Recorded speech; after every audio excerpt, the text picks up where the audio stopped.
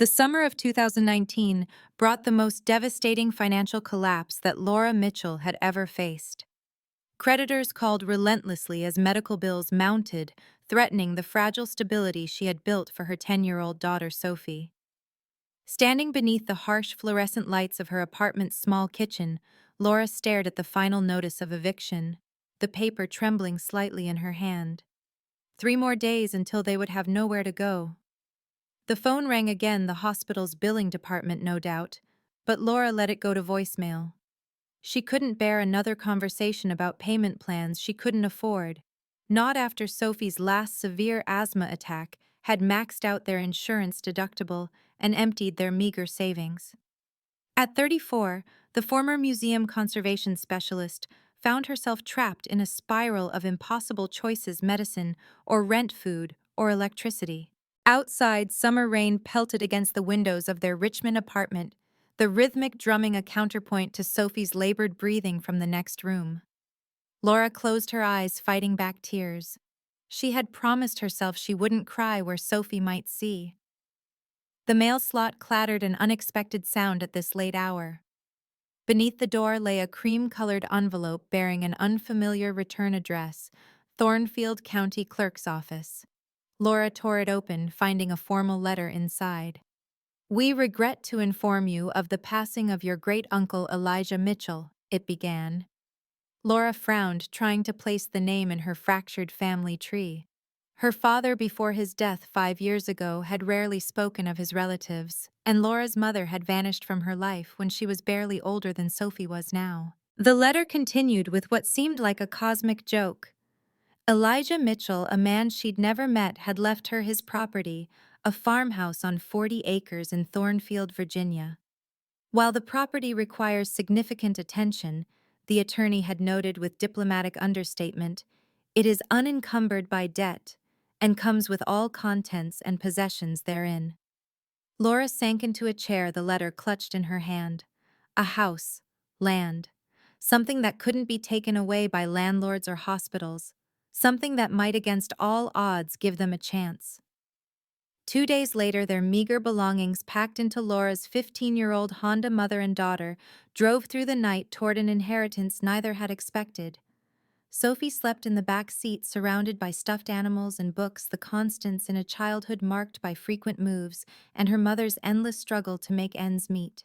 The GPS signal grew increasingly unreliable as they ventured deeper into rural Virginia, forcing Laura to rely on the attorney's hand-drawn map for the final stretch. Dawn broke as they turned onto a narrow gravel road, illuminating a landscape of rolling fields bordered by ancient oak trees.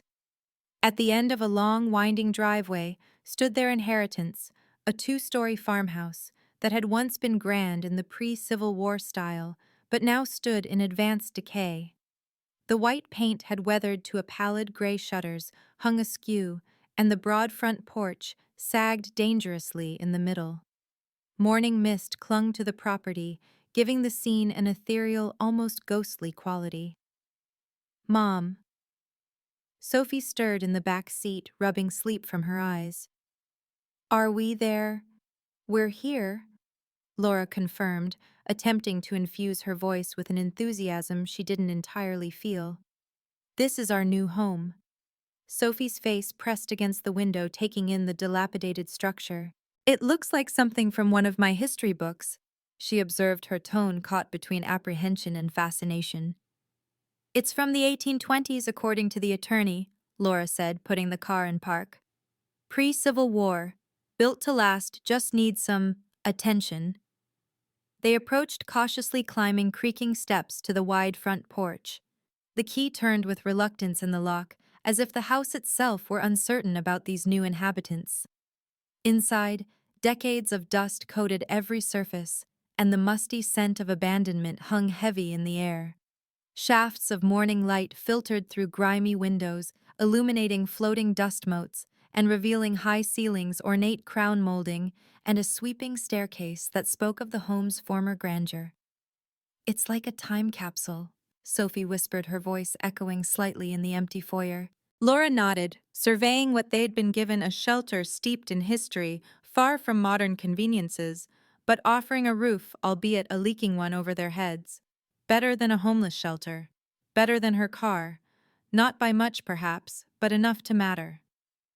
They spent that first day establishing a single habitable room, the parlor with its massive stone fireplace and relatively intact furniture covered in yellowed sheets.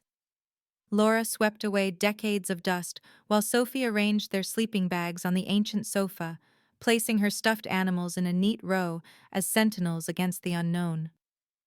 As darkness fell, they heated canned soup on a camping stove, the flames casting long shadows across unfamiliar walls.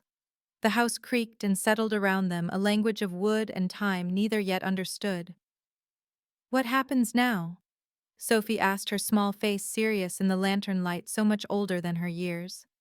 Laura reached out to smooth her daughter's dark hair. "Now we make this work," she said with more conviction than she felt. "One day at a time." That night, rain returned, hammering against the windows with startling force. Laura lay awake, listening to water dripping through multiple leaks into strategically placed pots and pans, a discordant percussion accompanying Sophie's slightly labored breathing. She calculated how many days remained before Sophie's asthma medication would run dangerously low, how many miles to the nearest pharmacy according to the crumpled map, and whether the remaining quarter tank of gas would get them there and back. The house groaned under the assault of the storm timbers, protesting like the joints of an arthritic giant. Laura pulled the sleeping bag tighter, feeling impossibly small beneath the weight of what she'd taken on. Yet beneath the fear lay something unfamiliar, the knowledge that these walls, however damaged, were theirs. For the first time in her adult life, Laura owned something that couldn't be taken away with 30 days' notice. Morning brought weak sunshine and the sound of tires on gravel. Laura moved cautiously to the window, wary of visitors this far from civilization. An ancient blue pickup truck had pulled alongside their Honda, its once vibrant paint faded to the color of a summer sky. From it emerged an elderly man, tall and lean, despite his years, moving with the deliberate grace of someone accustomed to physical labor. "Hello, the house," he called, his voice carrying the distinctive cadence of rural Virginia. Laura stepped onto the porch, maintaining a cautious distance. "Can I help you?" The man removed his weathered cap, revealing a crown of silver hair. "Walter Edwards," he introduced himself.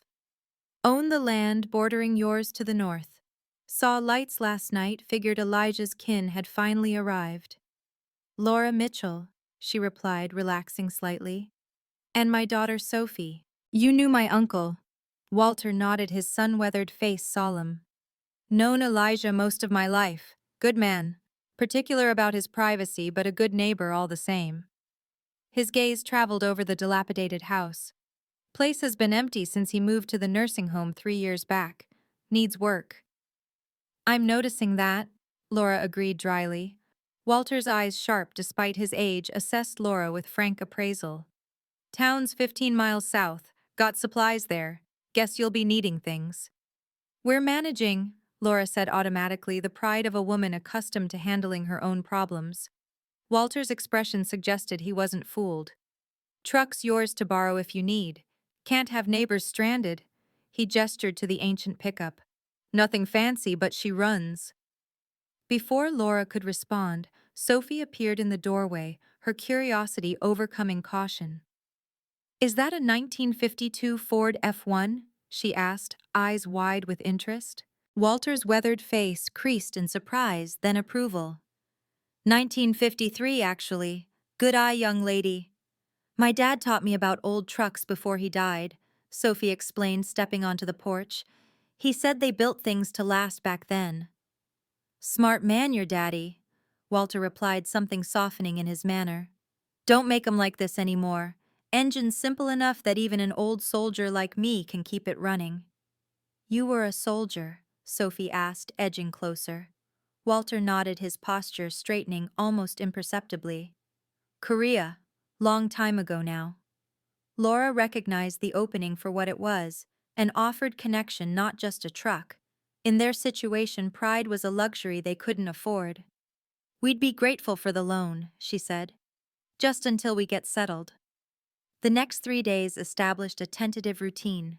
With Walter's truck, they made a critical supply run to Thornfield proper, a small town that seemed frozen somewhere in the 1970s with a main street of brick buildings housing essential businesses, a grocery store, a hardware store, a pharmacy, where Laura filled Sophie's prescriptions with the last of their money, and a diner where locals eyed them with undisguised curiosity. The old farmhouse gradually revealed its secrets. Most rooms remained furnished with pieces dating back generations covered in dusty sheets, as if their previous inhabitants had simply stepped out temporarily. The kitchen contained an ancient cast-iron stove that Laura couldn't decipher, and a hand pump at the sink that miraculously still drew water from a well after Walter showed them how to prime it. A generator in the barn provided limited electricity when absolutely necessary, though its thirst for gasoline made it an expensive convenience. On the fourth evening, as Laura attempted to repair yet another leak in the roof, a crash from upstairs sent her heart racing.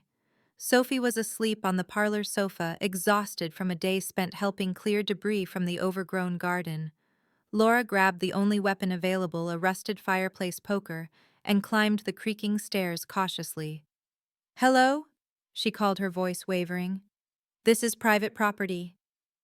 No response came except for the continued drumming of rain on the roof and another softer thud from the master bedroom at the end of the hall. Laura approached slowly, poker raised, pushing open the door with trembling fingers. Her flashlight beam caught movement near the window, and she gasped before realizing what she was seeing. Part of the ceiling had finally surrendered to the rain's assault, sending plaster and rotted wood onto the floor below. The wind through the new hole had pushed the door open, creating the sounds that had alarmed her. Laura lowered the poker, sighing at yet another emergency repair she had no idea how to manage. As she turned to leave, a glint of metal among the debris caught her eye. Kneeling carefully on the least rotted portion of the floor, she brushed aside plaster dust to reveal a small metal box that had apparently been hidden in the space between ceiling and roof. The lock was rusted but gave way with a few strikes from the poker. Inside, wrapped in oilcloth that had protected it from decades of moisture, lay a leather-bound journal, its pages yellowed but intact.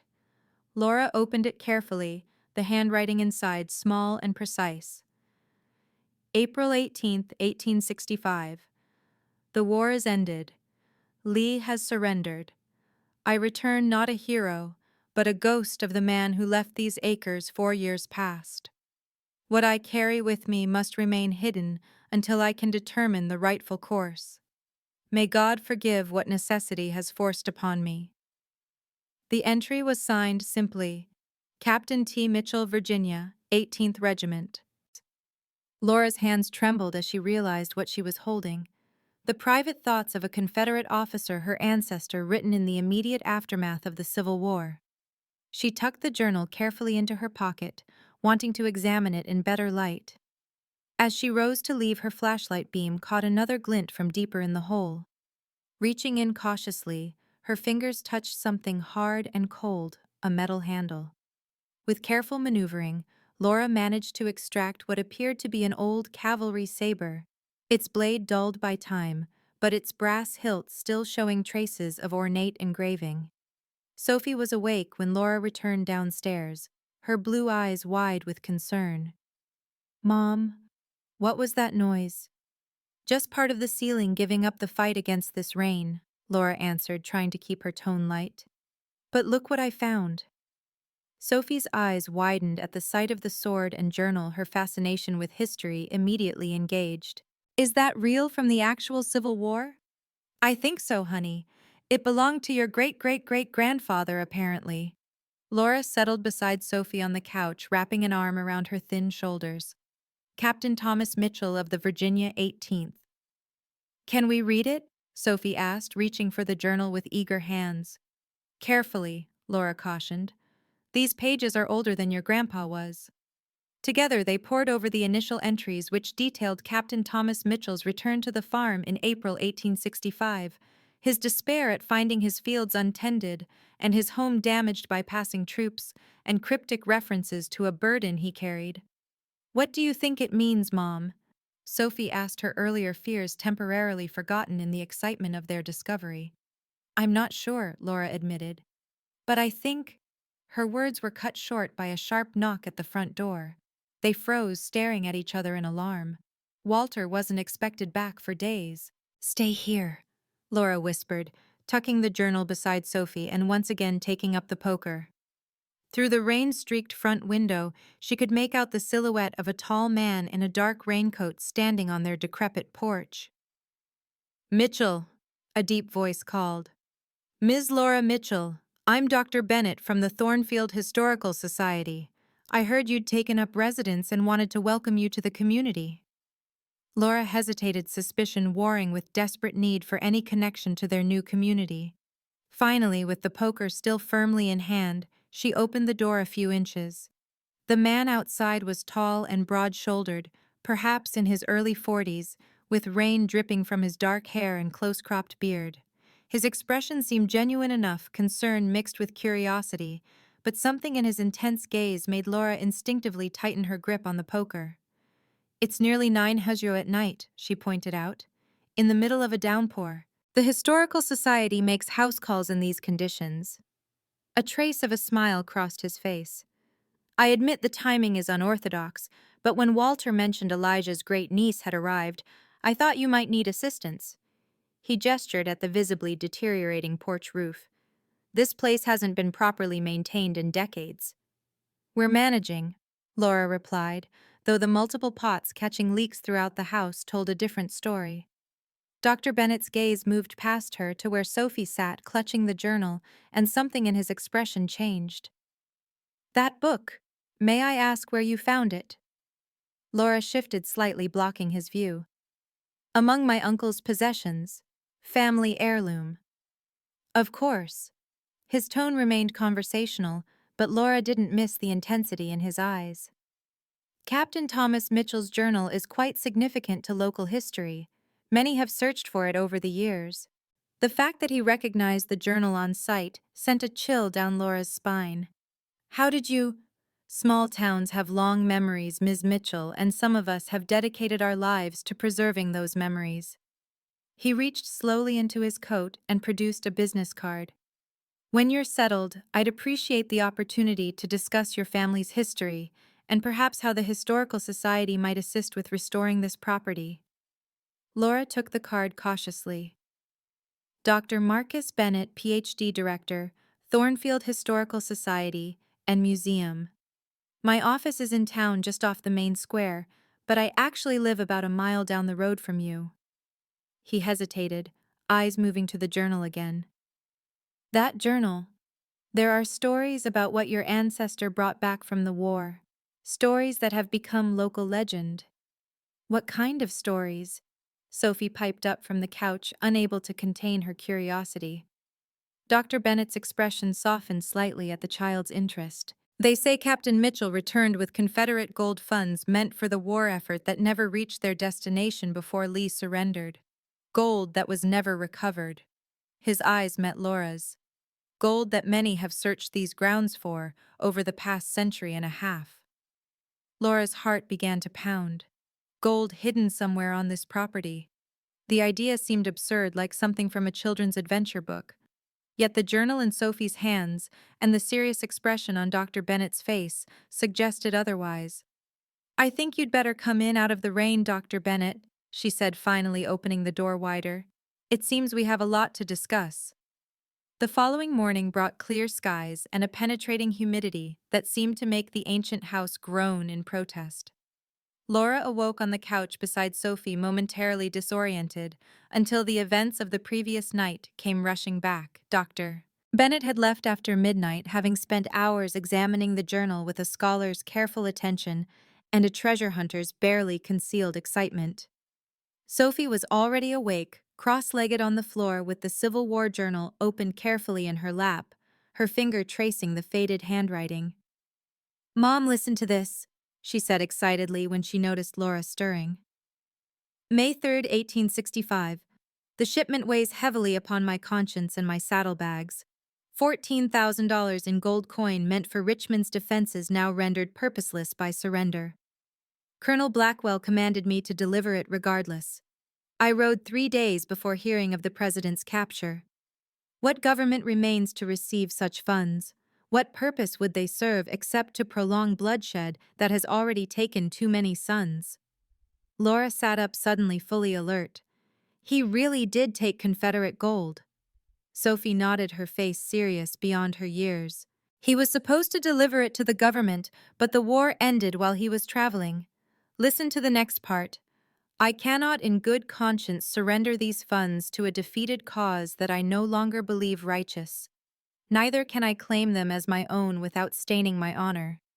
They shall remain concealed until such time as they might serve a purpose that heals rather than harms. What did he do with it? Laura asked, moving to read over Sophie's shoulder. He doesn't say exactly, Sophie replied, carefully turning a page. But there's more about building a false hearth and making alterations to the house while neighbors believed him still recovering from war injuries. A knock at the door interrupted their reading. Dr. Bennett stood on the porch, looking considerably more professional and daylight clean-shaven, now his dark hair neatly combed, dressed in khakis, and a button-down shirt despite the summer heat. Good morning, he greeted them, a canvas bag in one hand. I brought coffee and breakfast. I thought you might appreciate something you didn't have to cook on that ancient stove. The bag contained still warm muffins from what he described as Thornfield's only decent bakery, along with a thermos of coffee for Laura and hot chocolate for Sophie. As they ate at the wobbly kitchen table, Sophie eagerly shared what she had discovered in the journal.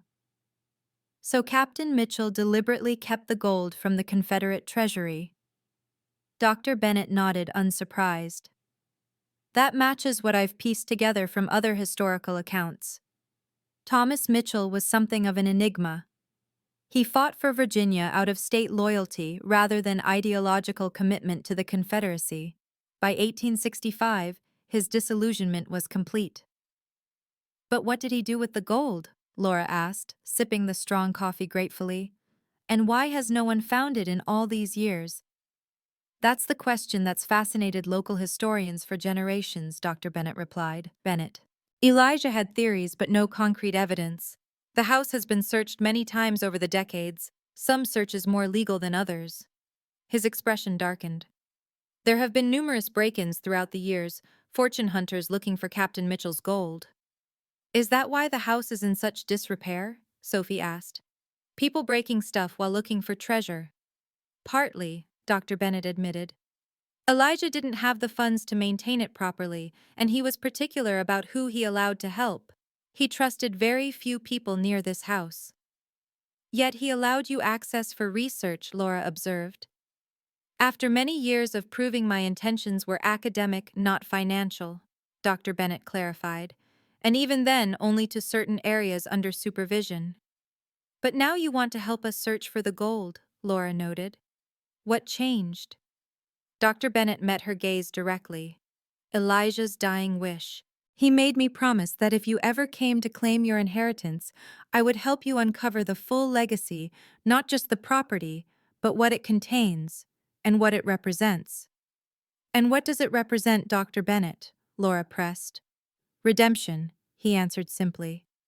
A chance for Captain Mitchell to correct a wrong, even if it took generations to fulfill. Something in his tone made Laura believe him, despite the fantastical nature of the situation. All right, she said finally. Let's get supplies in town, then see if there's really gold in that fireplace. The trip into Thornfield revealed a town struggling to maintain its historical character while fighting economic decline. Vacant storefronts lined parts of the main street, though a few businesses, the pharmacy, a grocery store, a hardware store, and the bakery Dr. Bennett had mentioned, appeared to be holding on. As they drove through town in Dr. Bennett's practical SUV, Laura noticed people turning to watch them pass, some raising hands in greeting to Dr. Bennett, others simply staring with undisguised curiosity. Small town, Dr. Bennett explained, noticing her discomfort. News travels fast. Everyone already knows Elijah's great-niece has arrived to claim the Mitchell place. And what else do they know? Laura asked cautiously. Rumors mostly, that you're a single mother down on your luck, that you've come to search for the legendary Mitchell gold. He glanced at her apologetically. Walter isn't known for his discretion. When he brought you the truck, he likely told half the town about Elijah's city relatives arriving with nothing but a car full of belongings. Laura sighed. Just what she needed to be the object of local gossip and pity. And what do they think about you helping us, Dr. Bennett? His hands tightened slightly on the steering wheel. That's complicated. My position gives me some standing in the community, but I'm still considered an outsider even after 15 years. And my friendship with Elijah raised eyebrows. Why? Sophie piped up from the back seat. Dr. Bennett hesitated, choosing his words carefully. Some people in town have strong feelings about family history and lineage. Elijah was not well regarded by certain influential families for reasons that go back generations. Because of what his grandfather did with the gold, Laura guessed. That's part of it. Dr. Bennett pulled into the pharmacy parking lot. Let's get Sophie's medication first, then we can discuss the more complex aspects of Thornfield's social dynamics while we shop for groceries. The pharmacy was small but well stocked. Dr. Bennett greeted the pharmacist by name, Dale apparently, who looked at Laura and Sophie with poorly concealed curiosity while filling their prescriptions. When Laura presented her insurance card, her stomach dropped at the pharmacist's apologetic headshake. Your plan has a high deductible, ma'am. The nebulizer refills will be $178 without coverage. Laura felt her face flush. She had exactly $200 to her name, all that remained after the gas for the trip and their last grocery run. The medication was essential, but that would leave barely anything for food and other necessities. Before she could respond, Dr. Bennett stepped forward.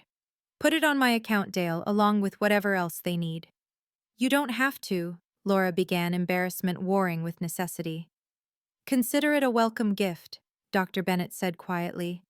Elijah would have wanted me to help. Laura wanted to refuse to maintain what little independence she had left, but Sophie's health came first. She nodded tightly, promising herself she would find a way to repay him once they were settled. As they left the pharmacy, a black SUV with tinted windows pulled alongside them in the parking lot. The passenger window rolled down, revealing an older man with silver hair and a face that seemed carved from granite, his expensive suit incongruous in the small-town setting. Dr. Bennett, the man called, his tone suggesting the title was a concession rather than a respect. I heard Clayton Morgan's people had arrived. His pale blue eyes shifted to Laura, assessing her with unconcealed judgment. Mr. Blackwell. Dr. Bennett nodded stiffly. This is Laura Mitchell and her daughter Sophie. Ladies, this is Samuel Blackwell. His family has been in Thornfield since before the Civil War. Longer than that, Blackwell corrected, his gaze never leaving Laura. My ancestors founded this town in 1794. The Blackwell and Mitchell families have a long history. A complicated one, Dr. Bennett added, his normally friendly voice taking on an edge. Indeed. Blackwell smiled thinly. Miss Mitchell, I understand you're taking up residence at the old Mitchell place. Brave decision given its condition. If you find the challenge overwhelming, my real estate company would be happy to take the property off your hands. I could have a fair offer drawn up by the end of the day. The presumption in his tone sparked something in Laura. That's very generous, Mr. Blackwell, but we're not interested in selling. Blackwell's smile didn't reach his eyes. You might change your mind after a few more nights under that leaking roof. The offer stands. Dr. Bennett can tell you how to reach me when you come to your senses. With that, he rolled up his window and the SUV pulled away, leaving Laura with an unsettled feeling. Who was that? She asked as they walked toward the grocery store. Samuel Blackwell, third-generation president of Thornfield Bank and owner of most of the commercial real estate in town. Dr. Bennett replied, his expression troubled. And the great-grandson of Colonel James Blackwell, who commanded your ancestors' regiment during the Civil War. The same Colonel Blackwell mentioned in the journal, Sophie asked, eyes wide. The one who ordered Captain Mitchell to deliver the gold. Dr. Bennett nodded. The very same. The Blackwell family has been trying to acquire the Mitchell property for over a century. They've never accepted Elijah's claim that the gold was a myth or was removed long ago. Do they know about the journal? Laura asked quietly. They suspect it exists, but have never seen it, Dr. Bennett replied. Elijah was careful, very careful. Laura glanced back at the direction the SUV had gone, a chill running through her despite the summer heat. And now they know we're looking. Now they know you've arrived, Dr. Bennett corrected. Let's not give them reason to believe you're doing anything but settling into your inheritance. He gestured toward the grocery store. Shall we? By early afternoon, they had returned to the farmhouse with supplies, medications, and basic tools for examining the fireplace. Dr. Bennett had insisted on purchasing everything, waving away Laura's objections, with assurances that the Historical Society had funds for preservation efforts of historically significant properties. Where do we start? Sophie asked eagerly, bouncing on her toes as they unloaded the SUV. First, we document everything, Dr. Bennett replied, retrieving a camera and notebook from his vehicle. If there is something hidden in the fireplace, we need to record its discovery properly for historical purposes and to establish clear provenance. Provenance, Sophie repeated. Legal ownership, Laura explained, remembering terminology from her museum conservation work. Proof that whatever we find belongs to us and wasn't stolen or acquired illegally. Dr. Bennett nodded approvingly. Exactly. Especially important given the nature of what we might discover and the local interest in it. They began with careful measurements and photographs of the fireplace in its current state, with Dr. Bennett dictating notes about its construction and architectural features while Laura recorded them. Sophie, assigned the task of holding the measuring tape, took her responsibility with solemn importance. The fireplace appears original to the house circa 1820, Dr. Bennett noted, running his fingers along the stonework. However, according to historical records and the journal, Captain Mitchell made significant modifications in the summer of 1865. He knelt before the hearth, examining the flagstones that formed its base. Do you notice anything unusual about this section? Laura joined him, studying the stones carefully. At first glance, they appeared uniform with the rest, but upon closer inspection, she could see subtle differences in the mortar between certain stones. Slightly different coloration, a marginally different texture. The mortar here is newer, she realized. Or at least different from the rest. Precisely, Dr. Bennett confirmed. These stones were reset sometime after the original construction. According to the journal, Captain Mitchell claimed to be repairing fire damage, but neighbors reported no such damage to the tax assessor that year. Sophie peered over their shoulders. So that's where the gold is, under those stones? Possibly, Dr. Bennett hedged. Or it could be another false lead like the many searchers have found over the years. Elijah always maintained that the true hiding place was more clever than a simple hidden compartment in the hearth. Only one way to find out, Laura said, reaching for the pry bar they'd purchased at the hardware store. Then she hesitated, suddenly uncertain. If we damage the fireplace and find nothing, the Historical Society will cover any restoration costs, Dr. Bennett assured her. And I've done enough restoration work to ensure we don't cause irreparable damage. Taking a deep breath, Laura positioned the pry bar at the edge of one of the suspect flagstones and applied gentle pressure. The stone resisted briefly, then lifted slightly, old mortar crumbling around its edges. Dr. Bennett immediately positioned his hands to support the stone as Laura worked the bar around its perimeter, loosening decades of grime and mortar. With a final heave, the flagstone came free, revealing a shallow space beneath approximately 6 inches deep, lined with brick. Empty. There's nothing there, Sophie said, disappointment evident in her voice. Dr. Bennett leaned closer, examining the exposed cavity. Maybe not nothing, he murmured, running his fingers along the brick lining. The bricks here are different from the rest of the fireplace construction. Smaller, darker. Laura watched as he pressed various bricks, checking for loose ones or hidden catches. After several minutes of methodical testing, one brick near the back of the cavity moved slightly under pressure. There, Dr. Bennett said softly. Captain Mitchell was cleverer than most gave him credit for. With careful movements, he worked the loose brick free, revealing a small hollow space behind it. From this secondary hiding place, he extracted a small metal box similar to, but smaller than the one Laura had found in the upstairs ceiling. The three of them stared at the box in breathless anticipation.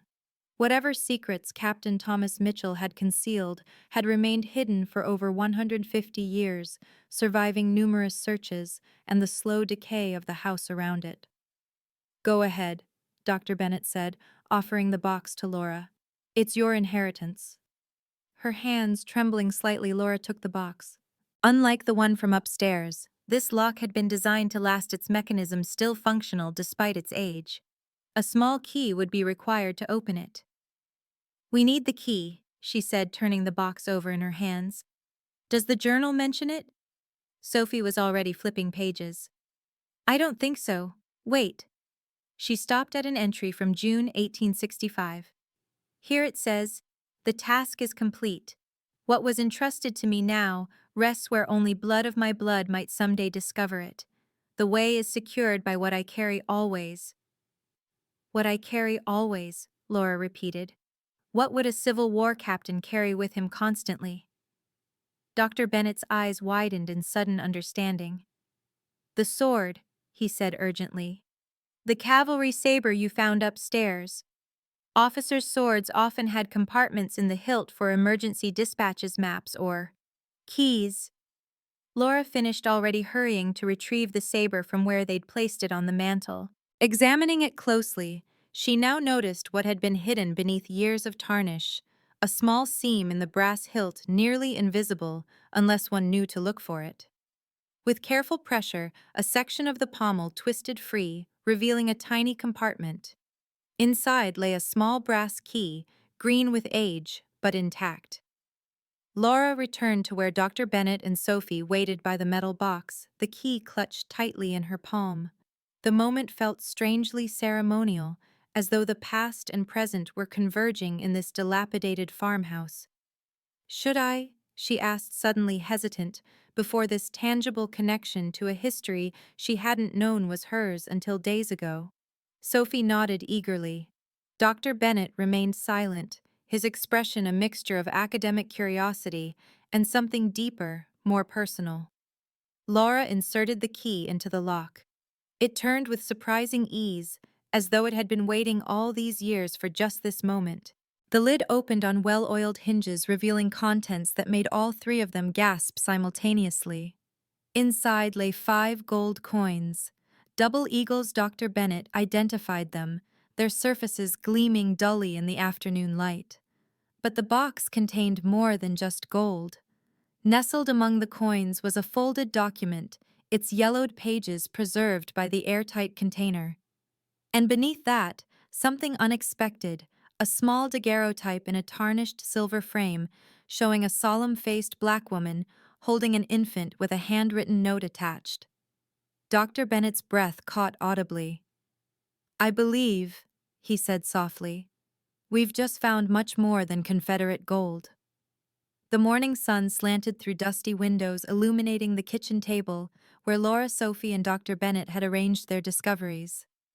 The 5 gold double eagles gleamed against the weathered wood, each coin a perfect $20 piece from the Philadelphia Mint, dated between 1861 and 1864. Beside them lay the daguerreotype of the black woman and infant, its silver frame tarnished but intact, and the yellowed document that had accompanied it. "These coins alone are worth around $100,000 to collectors," Dr. Bennett explained, handling one with reverent care, his fingers protected by cotton gloves. "But their historical significance as part of a documented Confederate Treasury shipment multiplies that value considerably." Sophie leaned forward, fascinated by the coin's intricate details, the crowned liberty on one side, the majestic eagle on the reverse. "But there are only 5, she observed. The journal mentioned $14,000. "These are just the beginning," Dr. Bennett replied. "A sample, perhaps, or payment for services rendered. The rest must be hidden elsewhere." Laura's attention remained fixed on the daguerreotype. Something about the woman's dignified expression, the protective way she held the child, resonated deeply. "Who is she, Doctor?" Bennett carefully unfolded the accompanying note, its creases so fragile they threatened to separate. "Hannah Washington," he read aloud, and her son Samuel, spring 1861, rightful owner of the southeast quarter section by deed and by justice. Washington, Laura questioned, as in, no relation to the president most likely, Dr. Bennett clarified. Many freed slaves adopted names of presidents or founding fathers after emancipation, though some took the names of their former owners. Laura frowned, struggling to piece together the fragments of a story separated by generations. So this Hannah Washington owned land near here. That's what we need to find out, Dr. Bennett said, carefully unfolding the document that had lain beneath the daguerreotype. It was a deed handwritten in formal legal language, transferring ownership of 40 acres of arable land, being the southeast quarter of the Mitchell holdings, to Hannah Washington, freedwoman, and her heirs in perpetuity. The document bore Thomas Mitchell's signature and seal, dated October 1865, with 2 witness signatures below. This is extraordinary. Dr. Bennett breathed, his academic detachment momentarily forgotten. A legal transfer of land to a formerly enslaved person just months after the war ended. Most promised land redistribution never materialized or was quickly reversed during Reconstruction. Sophie, who had been examining the journal, looked up with excitement. There's more about her here. Listen, November 12, 1865. Washington and her boy have established their cabin on the southeast parcel. Despite misgivings from neighboring farms, she has begun clearing for spring planting. Her determination exceeds that of many soldiers I commanded. I have provided what tools can be spared, though my own resources dwindle. Dr. Bennett nodded thoughtfully. Extraordinary courage, starting a farm as a single black woman in Virginia just months after the war. What happened to her? Laura asked, a sense of foreboding settling over her. If she owned land legally, where are her descendants now? Why isn't that property still in her family? Dr. Bennett's expression darkened. That's where Thornfield's history turns ugly, I'm afraid. According to county records, Hannah Washington abandoned her claim in 1868. The land was purchased at tax auction by none other than Colonel James Blackwell. Abandoned, Laura repeated skeptically. After establishing a farm with a young child, that doesn't sound plausible. It isn't, Dr. Bennett agreed. Local oral history among black families suggests she disappeared under suspicious circumstances. Some say she fled north after threats, others that she met with foul play. From the Blackwells? Sophie asked, her young face solemn. Dr. Bennett hesitated. That's been impossible to prove without documentation. Until now, perhaps. A knock at the door interrupted their discussion. Walter Edwards stood on the porch, his weathered face creased with concern. Saw Blackwell's fancy SUV in town yesterday, he said without preamble. Asking questions about you folks and what you've been up to. Laura felt a chill despite the summer heat. What kind of questions? Whether you'd been making renovations, whether you'd had visitors. Walter's sharp eyes noted Dr. Bennett's presence without surprise. Some of his questions seemed particularly interested in the fireplace. Dr. Bennett and Laura exchanged glances. He suspects, Bennett said quietly. Walter nodded. Blackwells have been after whatever's hidden here for 3 generations. Samuel won't be any different. He fixed Laura with a steady gaze. You found something, didn't you? Laura hesitated, then nodded. Walter had proven himself a friend and they needed allies. Come see for yourself, she invited. Walter moved with deliberate care, despite his age, examining their discoveries with the practiced eye of someone who had seen much in his years. When Dr. Bennett explained about Hannah Washington and the deed, the old man nodded slowly. My granddaddy spoke of her, he said, surprising them all. Said she was known for her healing knowledge, treated both black and white folks with her remedies when regular doctors couldn't help. Your grandfather knew her? Dr. Bennett asked, excitement edging his voice. Knew of her, Walter clarified. She was gone before his time, but stories lasted. Said she came up missing right after she refused to sell her land to Blackwell. She and the boy both. A heavy silence settled over the kitchen. The implications were unmistakable. "We need to find the rest of the gold," Laura said finally. "And we need to understand exactly what happened to Hannah Washington. I think the two are connected." "The journal mentions Thomas making alterations to the house," Sophie reminded them. "Not just the fireplace." Dr. Bennett nodded. Elijah always believed the fireplace was a decoy, too obvious a hiding place. He searched for years, but never found the main cache. Because he couldn't take apart his own home, Laura realized. But with the journal, we have new clues. They spent the remainder of the day methodically examining the journal entries from the summer and fall of 1865, when Thomas Mitchell documented his modifications to the house. Particular attention was paid to cryptic references about securing what remained beneath where water meets stone, and ensuring access would remain possible, but hidden from those who seek with greed rather than justice. By late afternoon, they had compiled a list of potential hiding places beneath the well in the kitchen, under the stone steps leading to the cellar, within the supports of the back porch, where rainwater collected in a stone basin, and most intriguingly, somewhere in the family cemetery, half a mile from the house, where a small reflecting pool had once adorned Thomas Mitchell's grave marker. "The cemetery makes the most sense," Dr. Bennett argued. "It's mentioned repeatedly in later entries, and Thomas would have known he'd eventually be buried there, ensuring his proximity to the cache." Walter, who had remained to help despite his years, nodded agreement. Blackwells would have been reluctant to desecrate graves even in their treasure hunting. Might explain why it's remained hidden. They planned an expedition to the cemetery for the following morning, agreeing it would be best explored in daylight. Walter departed with promises to return while Dr. Bennett prepared to leave with samples of their discoveries for safekeeping at the Historical Society. "I don't like leaving you two alone overnight," he said, concern evident in his voice, "not with Blackwell aware of your presence." "We'll be fine," Laura assured him more confidently than she felt. "The doors lock and we're miles from anywhere."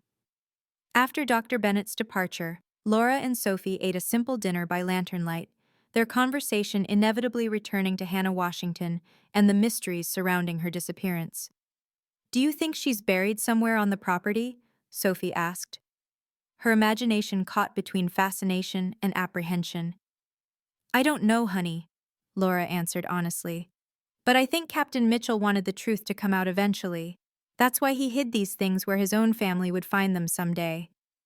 "Like a message in a bottle," Sophie mused, "but through time instead of across the ocean." Laura smiled at her daughter's perception. "Exactly like that." That night, Laura lay awake long after Sophie had fallen asleep, listening to the symphony of cicadas and the occasional distant howl of coyotes. The house seemed different now that they knew some of its secrets, less abandoned, more like a guardian keeping watch over fragments of the past, until someone arrived who could piece them together. She thought of Hannah Washington, attempting to build a life of freedom in the aftermath of slavery, only to have it threatened by the same forces that had once claimed ownership of her body. What had happened in those final days before she abandoned her land? And what connection did the missing Confederate gold have to her fate? Dawn arrived with a symphony of birdsong and the distant rumble of Walter's truck approaching. Dr. Bennett arrived minutes later, carrying additional equipment for their cemetery expedition: a metal detector borrowed from a colleague at the community college, a camera to document their findings, shovels and bottles of water to combat the Virginia summer heat. "It's about a quarter-mile from the house," Dr. Bennett explained, as they set out, Walter leading the way, with surprising vigor for his age. "Through those woods and up a small rise. It hasn't been maintained properly in decades, so expect heavy undergrowth."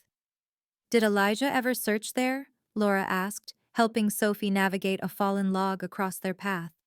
"Superficially," Dr. Bennett replied. "But he was in his 70s by the time I met him with arthritis that limited his mobility. And without the journal entry to guide him, he was working from family legends and scattered historical references." The woods gradually thinned as they climbed a gentle slope, emerging finally onto a small clearing encircled by ancient oak trees. Within this natural sanctuary stood a dozen weathered gravestones, some tilted by time, and tree roots, others broken and partially reclaimed by the Virginia soil. The Mitchell family plot, Dr. Bennett announced unnecessarily, established in the early 1800s. Sophie moved forward reverently studying the faded inscriptions with fascination. "These are so old," she whispered. "Look, this one's from 1823. Laura followed more cautiously, scanning the perimeter of the cemetery. "Which one is Captain Mitchell's?" Dr. Bennett pointed to a larger monument standing somewhat apart from the others at the clearing's northern edge. Unlike the simple headstones marking most graves, this was an elaborate memorial featuring a marble obelisk, approximately 5 feet tall, mounted on a broad stone base. "The family spared no expense, Dr. Bennett explained as they approached. Despite his disgrace in military circles, Thomas Mitchell was still the patriarch when he died in 1899. The monument's surface had been weathered by over a century of Virginia seasons, but the carvings remained distinct. On the front face, Captain Thomas Mitchell's name and dates, 1827 to 1899, along with the epitaph, "Truth endures beyond life's boundaries." On the east-facing side, the broken sword symbol Dr. Bennett had described intersected with a rising sun. "Where's the water?" Sophie asked, circling the monument. "You said there was a reflecting pool." Dr. Bennett indicated a stone basin built into the monument's base, now dry and filled with decades of dirt and leaves. It would have been kept filled during ceremonies or visits. The water symbolized purification and renewal. Laura knelt beside the basin, running her fingers along its rim. "So where water meets stone, this could be it. But if the gold is hidden here, why hasn't anyone found it before? Surely this would be an obvious place to look." "Not necessarily," Dr. Bennett replied. "Most treasure hunters focused on the house itself, checking floorboards and wall cavities. Those who did venture out here probably expected something buried in the grave proper, which would require extensive and obvious digging. But Captain Mitchell was cleverer than that." "Exactly," Sophie said, echoing Dr. Bennett's earlier assessment. They set to work carefully removing years of accumulated debris from the stone basin. Beneath layers of decomposed leaves and dirt, the craftsmanship of the basin became apparent smooth marble with intricate carvings around its perimeter. "These are unusual," Dr. Bennett noted, tracing the pattern with his finger. "Not typical funerary symbols." Laura leaned closer, examining the carvings. "They look like maps or survey markers." "Property boundaries," Dr. Bennett confirmed, excitement entering his voice. "These match the original Mitchell estate lines from before the war, and this section," he pointed to a series of hash marks in one corner, "corresponds to the 40 acres deeded to Hannah Washington." Sophie, who had been cleaning another section of the basin, suddenly called out, "There's something in the bottom. Something metal." Dr. Bennett and Laura crowded around as Sophie carefully brushed away the last layer of compacted soil to reveal a small metal handle embedded in the basin's center. "It's a pull ring," Dr. Bennett said, his voice hushed with anticipation. "The basin must have a false bottom." With trembling fingers, Laura grasped the ring and pulled. At first, nothing happened. Decades of corrosion had sealed the mechanism. Walter retrieved a small bottle of penetrating oil from his pocket. "Always carry it for stubborn bolts," and applied it carefully around the ring's edges. "Let it sit for a few minutes," he advised. "No sense damaging anything with excessive force." While they waited, Laura studied the monument more closely, noticing details they had overlooked in their initial examination. Near the base, partially obscured by lichen and weathering, was a small inscription: "Not all treasures gleam like gold, nor all debts paid with coin." "Look at this," she called the others over. Dr. Bennett photographed the inscription before responding. Captain Mitchell was making a statement about the value of moral redemption over material wealth. The gold was important not for its monetary value, but for what it represented: a means of righting a wrong.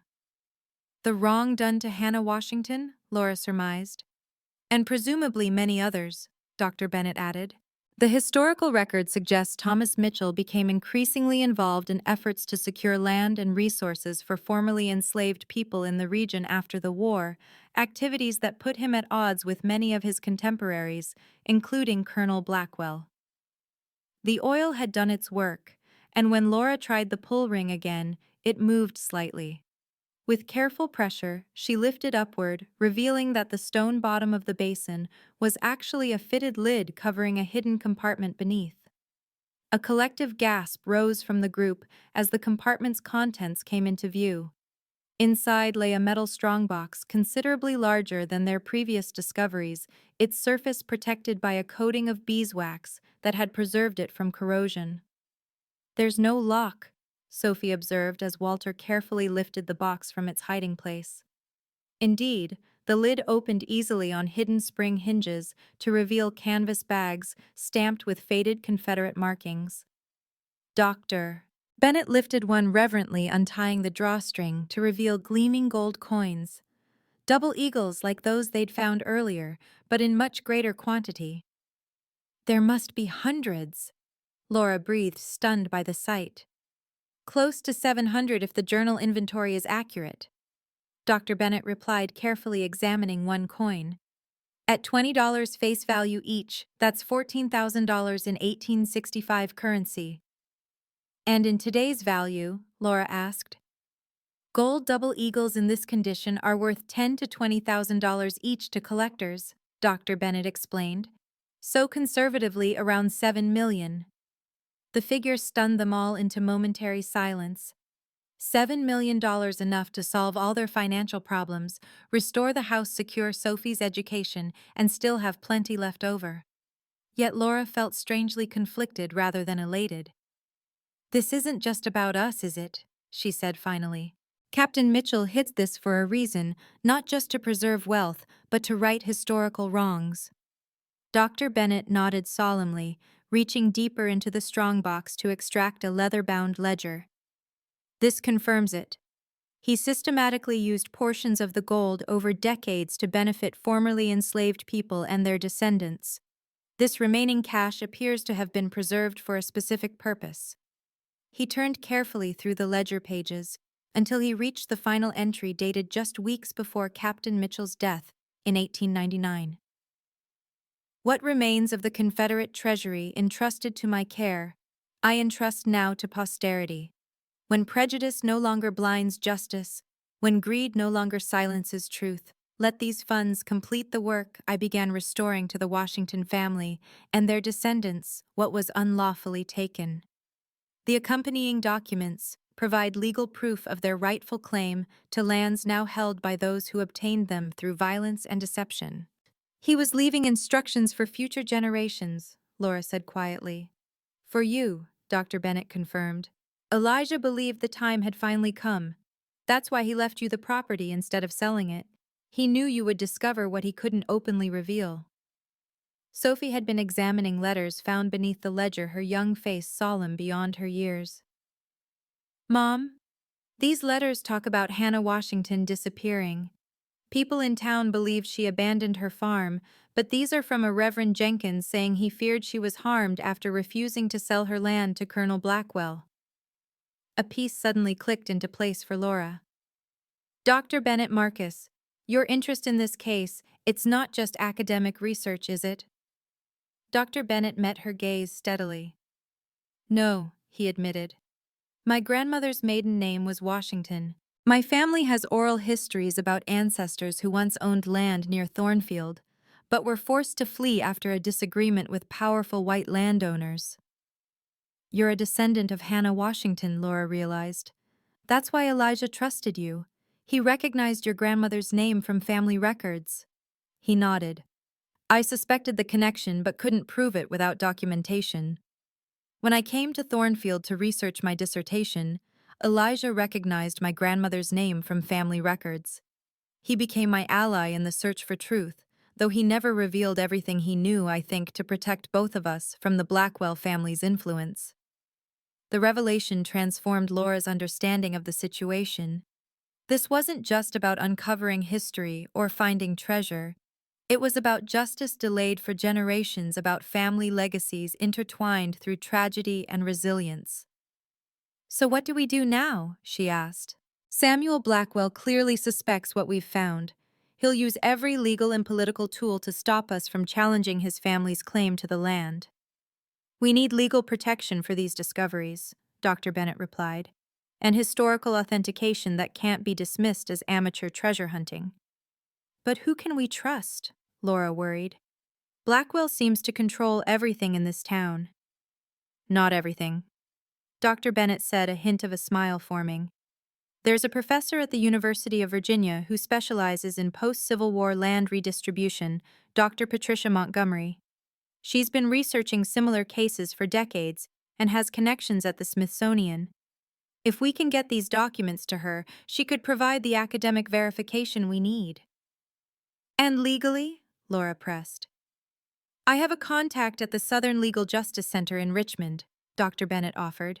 "They take on exactly these kinds of historical justice cases, challenging contemporary property rights based on documented historical theft." Sophie looked between them anxiously. "But we can't just leave, can we? If we go, won't Mr. Blackwell try to take over the property while we're gone?" Laura frowned, recognizing the dilemma. They needed outside help, but leaving the property and their discoveries unprotected was risky. Yet staying isolated here made them vulnerable in different ways. "We need to make copies," she decided. "Digital backups of every document, photographs of the gold and artifacts, evidence that can't be destroyed or confiscated." "I have equipment at my office," Dr. Bennett agreed. "But moving these items is risky too." Laura thought for a moment. "What about your board meeting tonight? If you're there acting normally, it might buy us some time, make Blackwell think we haven't found anything significant yet." "While you do what, Doctor?" Bennett asked, concern evident in his voice. "Sophie and I will secure everything here and prepare for a quick trip to Richmond tomorrow." Laura replied, the outline of a plan forming. "One day to get these documents to your contacts, then back before Blackwell realizes what we're doing." Dr. Bennett looked uncertain. "Leaving you here alone tonight doesn't seem wise. Blackwell was watching the cemetery. He might have people watching the house too." "We'll be careful," Laura insisted. "And we'll have your cell number if anything happens." Before Dr. Bennett could object further, headlights swept across the front windows as a vehicle pulled into the driveway. "Are you expecting anyone?"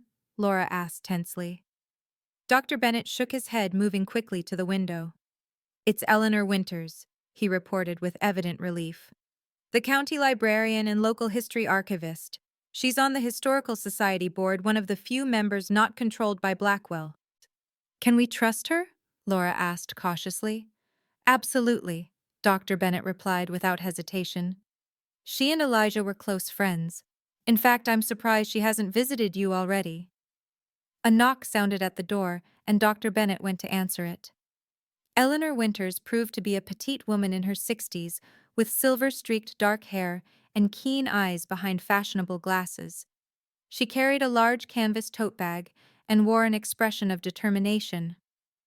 "Marcus," she greeted Dr. Bennett. "I thought I might find you here. Samuel Blackwell has called an emergency board meeting for 5 instead of 7. I suspect he's trying to catch you unprepared." Her gaze shifted to Laura and Sophie. "You must be Elijah's great-niece and her daughter. I'm Eleanor Winters. Elijah was a dear friend for over 30 years. "It's nice to meet you," Laura replied cautiously. "You worked with my uncle." "More than that," Eleanor corrected with a small smile. "We were companions in historical rebellion against the Blackwell version of Thornfield's past." She turned to Dr. Bennett. "I assume you've made progress, or Samuel wouldn't be so agitated. He's been making calls all morning." "We found significant material," Dr. Bennett acknowledged carefully.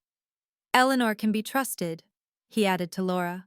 "But the fewer details you know right now, Eleanor, the better." The librarian nodded briskly. "Plausible deniability. Wise. But I didn't come empty-handed." She reached into her tote bag and extracted a large manila envelope. "Elijah left this with me before he died. Said I'd know when it was time to deliver it to his heir."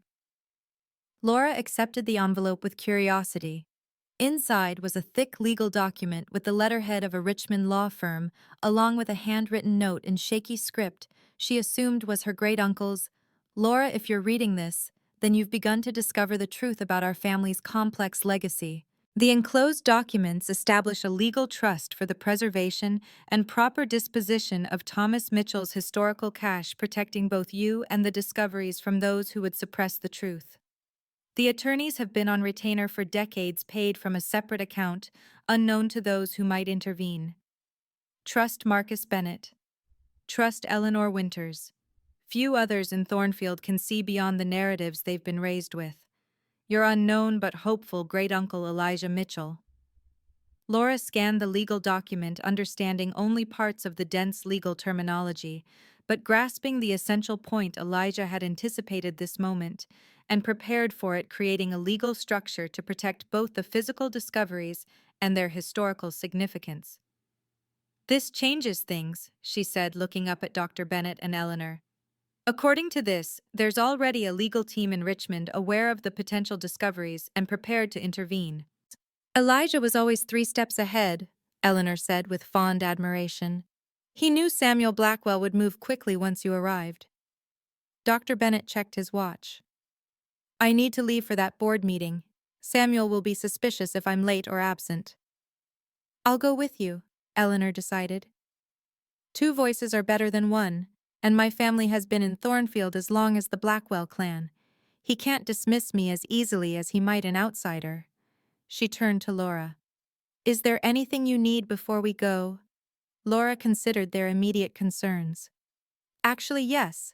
Could you take digital photographs of these documents to your office? Having backups in a secure location would help me sleep better. Eleanor nodded, understanding immediately. My office computer backs up to the county library system's secure server. Samuel may have influence, but he can't access that without a court order. They worked quickly, Eleanor using her phone to photograph each historical document in detail while Dr. Bennett prepared for the board meeting. Laura, meanwhile, carefully rewrapped the strongbox and other artifacts, seeking a better hiding place than the fireplace which Blackwell clearly suspected. What about under the floorboards in the bedroom? Sophie suggested pragmatically. That's where people always hide things in movies. Not a bad idea, Laura agreed, smiling at her daughter's practical approach. But we should pick a spot that doesn't look obviously disturbed. They settled on a location in the back bedroom closet, where a loose floorboard could be removed and replaced without visible damage.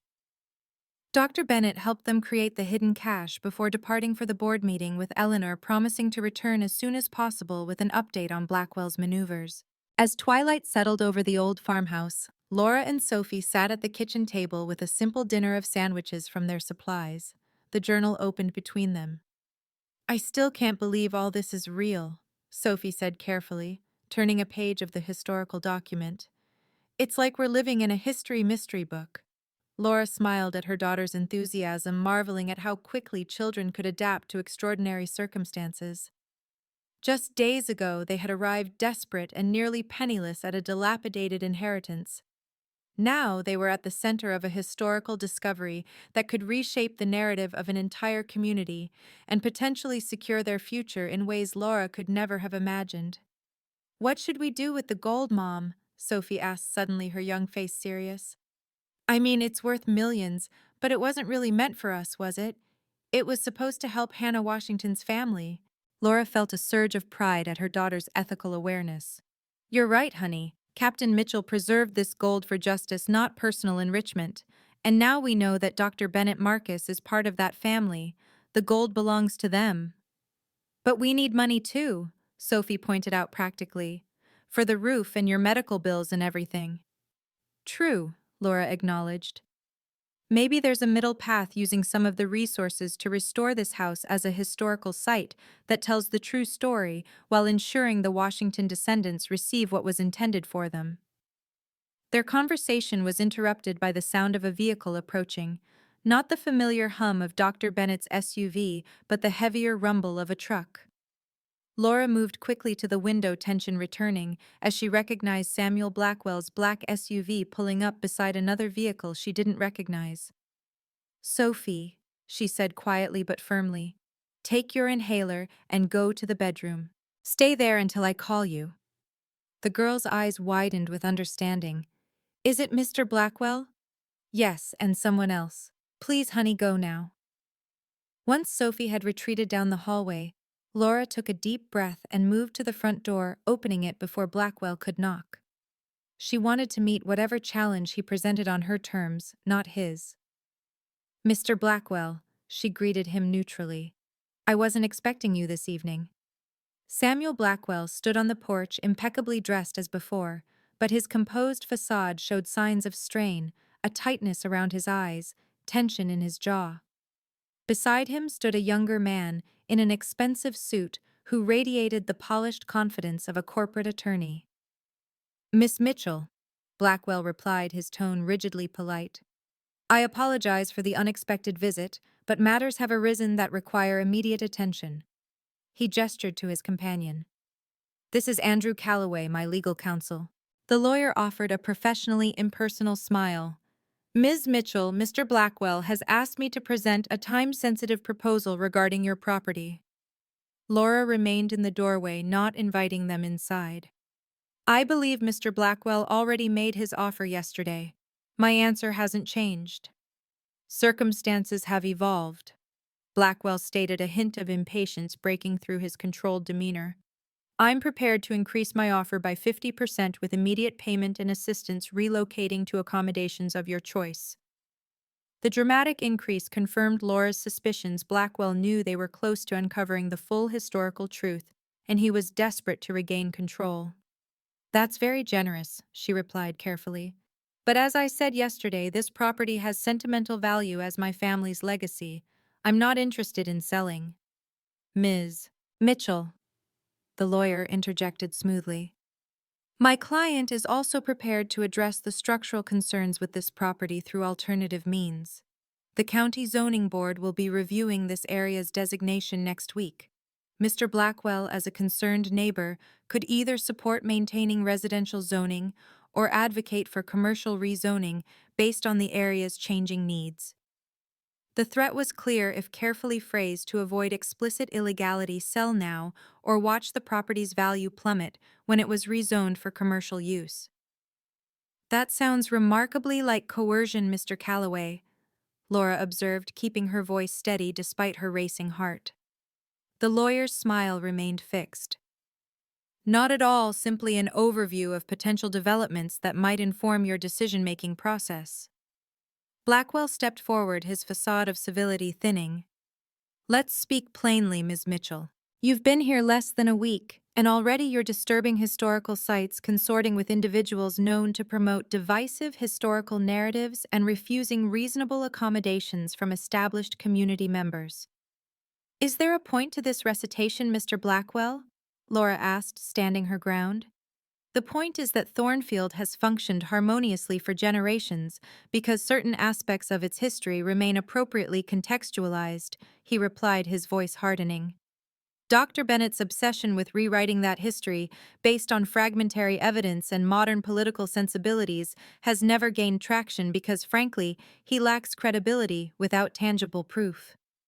And you're concerned I might have found such proof, Laura concluded, making no effort to hide her understanding of the situation. Blackwell's expression shifted, calculation replacing anger. Whatever you believe you found on this property, Ms. Mitchell, its historical interpretation requires expertise you don't possess. Artifacts discovered here would fall under various state and federal regulations, potentially subjecting you to legal complications beyond your resources to address. As he spoke, headlights appeared on the driveway, Dr. Bennett returning from the board meeting earlier than expected.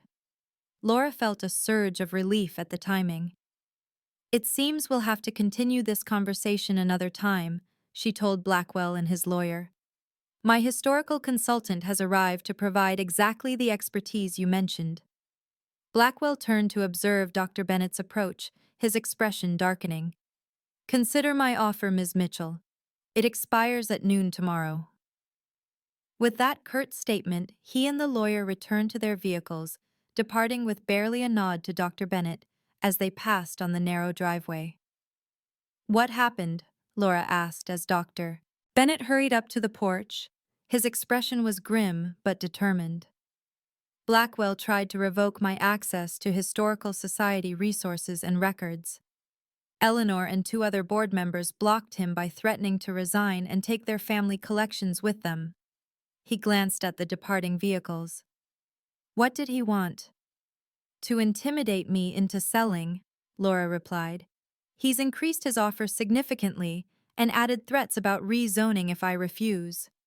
Dr. Bennett nodded thoughtfully. He's getting desperate. The board meeting ended early because he was called away, now I see why. He looked at Laura with new respect. You stood your ground against both Blackwell and his attorney. Not many in Thornfield would have the courage. I'm discovering resources I didn't know I had, Laura admitted. But we need to move quickly. If Blackwell is this agitated, he might take more direct action. Agreed, Dr. Bennett replied. Eleanor has secured the digital copies at the library. I've contacted my colleagues at UVA and the Legal Center in Richmond. They're expecting us tomorrow morning. Then we'll leave at dawn, Laura decided, before Blackwell can position more obstacles in our path. As they stepped inside to finalize their plans, Laura felt a strange mixture of apprehension and exhilaration. In just a few days, her desperate flight to an unexpected inheritance had become a mission to uncover historical truth and deliver long-delayed justice.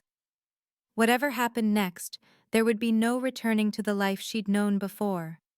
For better or worse, she and Sophie were now part of a story that had waited generations to be told. Dawn came with a hazy pink glow that cast the old farmhouse in a gentle light, momentarily softening its dilapidated features. Laura had been awake since before sunrise, carefully packing the most critical historical documents, the deed to Hannah Washington's land, Reverend Jenkins's letters describing her disappearance, and Captain Mitchell's ledger detailing his distribution of the Confederate gold. These would go with them to Richmond, while the strongbox of gold coins and the remaining artifacts would stay hidden beneath the floorboards. Sophie emerged from her makeshift bedroom already dressed and vibrating with barely contained excitement. Despite the gravity of their situation, Laura couldn't help smiling at her daughter's resilience.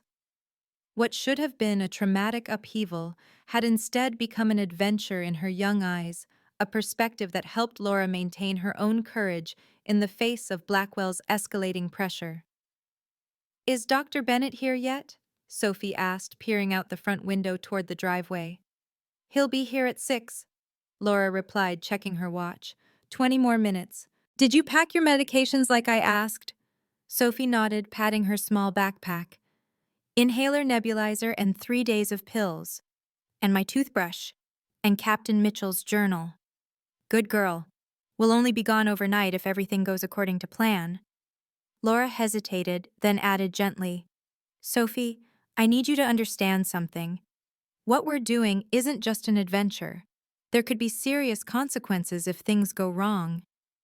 You mean if Mr. Blackwell tries to stop us? Sophie asked, her expression sobering.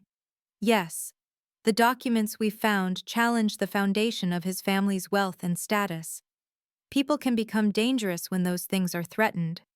Laura knelt to meet her daughter's eyes directly. If anything happens, if we get separated, or if someone tries to interfere with our plans, I need you to call Sheriff Collins. His card is in your backpack. Can you remember that? Sophie nodded solemnly. Call Sheriff Collins, not Deputy Collins, because the sheriff isn't friends with Mr. Blackwell. That's right, Laura confirmed, impressed by her daughter's perceptiveness. And don't worry too much. We have allies now, Eleanor, the lawyers, and Richmond, Dr. Bennett. We're not alone anymore. The crunch of tires on gravel announced Dr. Bennett's arrival precisely at 6. As they loaded their bags into his SUV, Laura cast a last glance at the old house. Despite its peeling paint and sagging porch, it had already begun to feel like home in a way none of their previous apartments ever had. It represented not just shelter, but heritage, a connection to a past she hadn't known existed until days ago. We'll be back tomorrow, Dr. Bennett assured her, noting her wistful look. And with legal protection in place for these discoveries, Blackwell will find it much harder to pressure you. The journey to Richmond took just over 2 hours, carrying them from the rural isolation of Thornfield through increasingly populated areas until they reached the bustling state capital. Sophie watched the changing landscape with fascination, having rarely traveled beyond their previous urban neighborhood. Their first stop was the Southern Legal Justice Center, housed in a renovated brownstone in Richmond's historic district. Dr. Bennett led them inside, where they were greeted by a woman in her 40s, with close-cropped hair and intense dark eyes behind stylish glasses. "Marcus," she said warmly, extending her hand. "Right on time. I'm Vanessa Washington, lead counsel for historical restitution cases." Laura caught the surname immediately, exchanging a glance with Dr. Bennett, who nodded slightly in confirmation. Another Washington descendant, positioned exactly where they needed help. After introductions, they were ushered into a conference room where 2 other attorneys and a historical document specialist waited. For the next 3 hours, Laura and Dr. Bennett presented the documents they'd discovered, explaining the context and significance, while the experts examined, photographed, and took detailed notes on each item. "These are extraordinary," Vanessa said finally, carefully returning the deed to Hannah Washington's land to its protective folder. "Not just historically significant, but legally actionable. The chain of ownership documentation here is remarkably complete.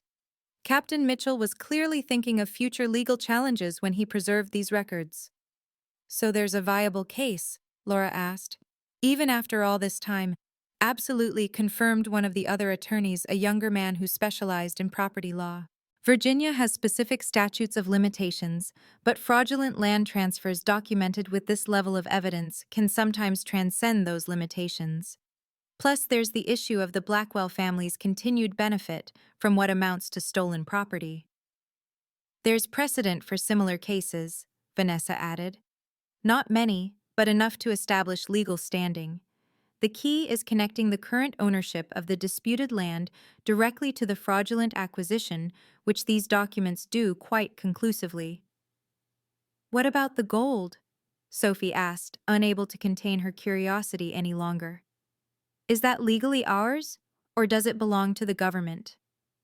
The lawyers exchanged glances, clearly weighing how to address this complex question with a child. "That's complicated," Vanessa acknowledged.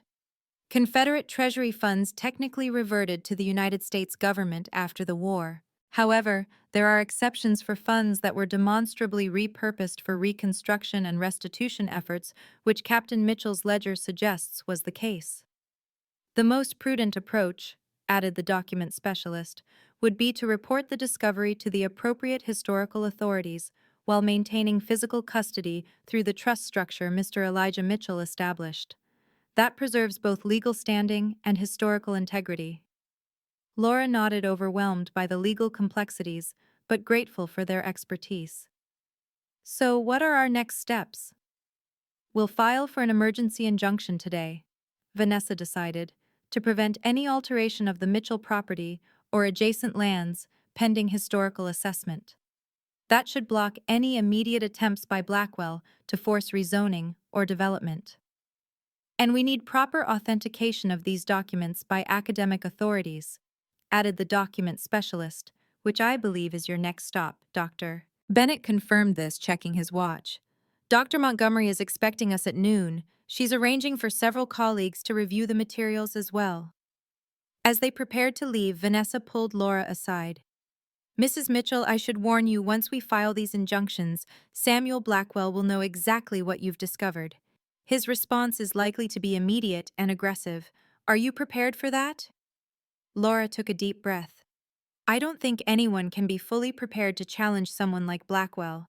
But I know it's the right thing to do, not just for Sophie and me, or even for Dr. Bennett's family, but for historical truth. Some stories deserve to be told, no matter how uncomfortable they make the powerful." Vanessa smiled approvingly. Elijah Mitchell chose his heir well. "We'll have these filings complete by this afternoon, and we'll send digital copies to both you and Dr. Bennett. Don't hesitate to call if Blackwell or his representatives make any threatening moves." Their visit to the University of Virginia proved equally productive, if somewhat more academic in tone. Dr. Patricia Montgomery, a distinguished historian with silver hair and penetrating blue eyes, coordinated a team of specialists who examined each document with meticulous care using specialized equipment to verify paper composition, ink compounds, and handwriting characteristics. "These are unquestionably authentic," she declared after hours of examination. "The chemical composition of the papers and inks matches precisely what would have been used during the periods in question. The handwriting consistency across multiple documents further confirms authenticity." A younger colleague specializing in post-Civil War land redistribution was particularly excited by the Hannah Washington deed. "This is a rare documented case of private restitution," he explained eagerly. "Most land transfers to formerly enslaved people came through government programs like the Freedmen's Bureau, and even those were frequently undermined by legal chicanery. A private deed with this level of documentation is historically significant in its own right."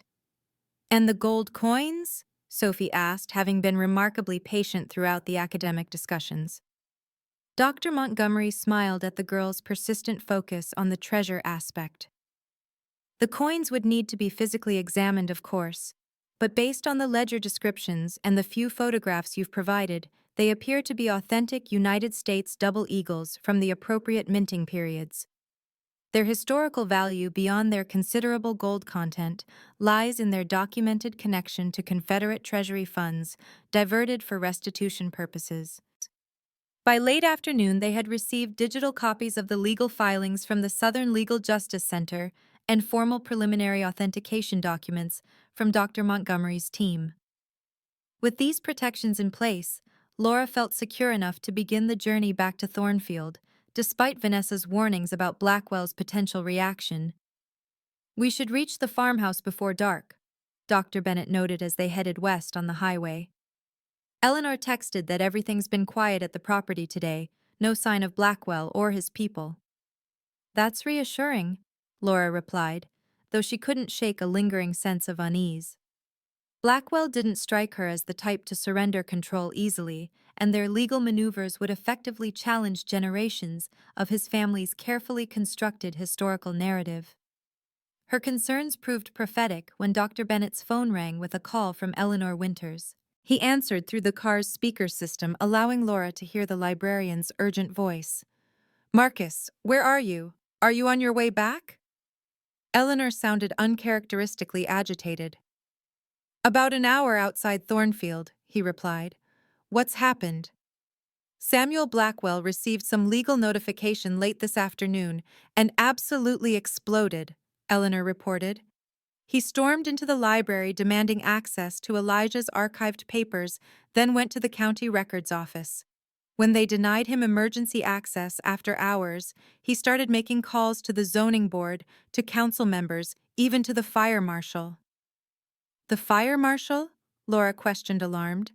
"Claiming the Mitchell house is a fire hazard that requires immediate inspection," Eleanor confirmed grimly. "I overheard him telling someone that historical artifacts can't remain in unsafe storage conditions and that emergency preservation measures might be necessary." "Doctor." Bennett's hands tightened on the steering wheel. "He's laying groundwork for forced entry under the guise of safety concerns." "Exactly," Eleanor agreed. "And there's more. 2 men I don't recognize have parked on the county road near your driveway. They're not doing anything overtly suspicious, but they're definitely watching the property." Laura glanced back at Sophie, who was listening with wide eyes but remaining remarkably calm. "What do you suggest, Eleanor? Should we return to Richmond?" "No," Eleanor said firmly. "If you abandon the property now, even temporarily, it creates an opening Blackwell will exploit. Come back, but not alone. I've already called Sheriff Collins directly, not his deputy, to report suspicious activity near the Mitchell place. And I'm rallying some of Elijah's old friends to create witnesses for your return." "We'll be there in an hour," Dr. Bennett assured her. "And Eleanor, thank you." After ending the call, a tense silence filled the car. Laura reached back to squeeze Sophie's hand reassuringly, though her own anxiety was mounting. "This is escalating faster than I expected," Dr. Bennett admitted. Samuel Blackwell has never been this aggressive in the 15 years I've known him. We've threatened something he values more than money, Laura observed. His family's reputation and the foundation of their power. People fight hardest when those are at stake. As they approached Thornfield, the sun was setting in a dramatic display of orange and purple that would have been beautiful under different circumstances. Dr. Bennett drove cautiously, taking a slightly longer route that approached the farmhouse from a back road rather than the main county highway. "There," he said quietly, as they crested a small rise that offered a view of the property. Eleanor was right. Laura could see two vehicles parked on the county road near their driveway, nondescript SUVs with tinted windows that screamed private security rather than law enforcement. More alarmingly, lights were visible moving around the farmhouse property, flashlight beams sweeping across the yard and cemetery path. "Someone searching the grounds," she said, her chest tightening with anger and fear. "They're trespassing. And look there." Dr. Bennett pointed toward the main road where several vehicles were now arriving. Eleanor Brooks' sedan, followed by Sheriff Collins' distinctive police cruiser, and 3 other cars containing what appeared to be local residents. "Eleanor's cavalry," Dr. Bennett observed with grim satisfaction. "She's making sure whatever happens next has plenty of witnesses." As they watched Sheriff Collins approach the 2 men by the SUVs, clearly asking questions and checking identification, one of the flashlight-bearing figures from the property hurried toward this confrontation, gesticulating emphatically. "That's Andrew Calloway, Blackwell's lawyer," Laura recognized. "He's probably claiming they have legitimate reasons to be there." Dr. Bennett put the car in motion again, heading toward the gathering. "Let's join this conversation. With the legal filings in hand, we have documentation that this property and everything on it is protected, pending formal historical assessment." As they pulled up alongside the other vehicles, Laura could hear Calloway's smooth legal arguments being delivered to an unimpressed-looking Sheriff Collins, merely conducting a preliminary safety assessment at Mr. Blackwell's request as a concerned neighbor, given the property's dilapidated condition and the potential presence of historically significant artifacts. "On private property without the owner's permission," Sheriff Collins interrupted flatly. "That's trespassing, Mr. Calloway, regardless of how you dress it up in legal terminology." The lawyer spotted their arrival, and his expression tightened. Ms. Mitchell, we were just explaining to the sheriff our concerns about the structural integrity of your residence and the proper preservation of any historical artifacts that might be present." "By searching my property at night with flashlights," Laura challenged, stepping from the car. Sophie remained inside at her mother's quiet instruction. "That looks more like trespassing than neighborly concern, Mr. Calloway." Sheriff Collins, a solidly built man in his 60s, with a weathered face and shrewd eyes, turned to Laura. "Mrs. Mitchell, do you know these individuals, and have you authorized them to be on your property?" "No, Sheriff. They're here without my knowledge or permission." "Then they're trespassing," he stated matter-of-factly. "Gentlemen, I'm going to have to ask you to leave the premises immediately."